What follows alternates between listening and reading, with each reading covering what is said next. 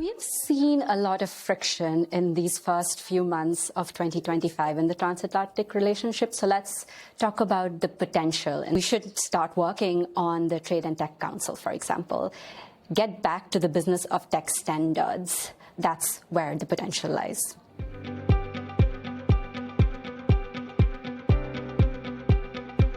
Focusing on the security of the information, it is very important that we collaborate and figure out where we need standards, which is more on the hardware and sometimes in the software side, but also on data. Cross-border data flow is very important because we need to be able to manage this from all sides to make sure that we're using information, but we're securing the information.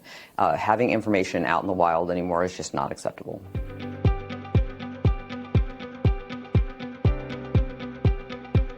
The most permanent risk I perceive so far is defense giants trying to lock down the client, meaning the government, and other companies within their own ecosystem by setting up proprietary systems that need to be there in order to have other companies install their own versions. That is something that is being addressed. The government is asking for prevention of any kind of vendor lock-in.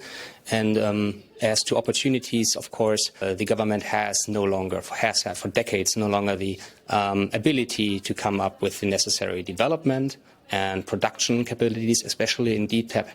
That is something that can only be done by the defense companies in this field. Hence, it's great to get them aboard, exploit synergies, and work together towards open interoperability. I think the biggest opportunity of startups entering this ecosystem is that they are the players that in most cases do actually drive the innovation.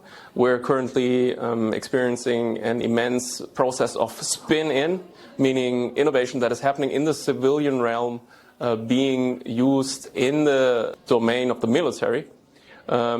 And so the innovation is certainly being driven by those new players. The risks, I would say, is scaling. So it's great that you have a fantastic new product and something that solves a problem in a very efficient new kind of way by leveraging specific new technologies.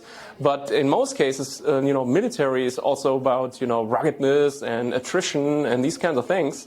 And that's usually something that the primes, the big players, the big companies building the legacy systems are good at. And so I think we have to find a way to, find the best of both worlds kind of situation here.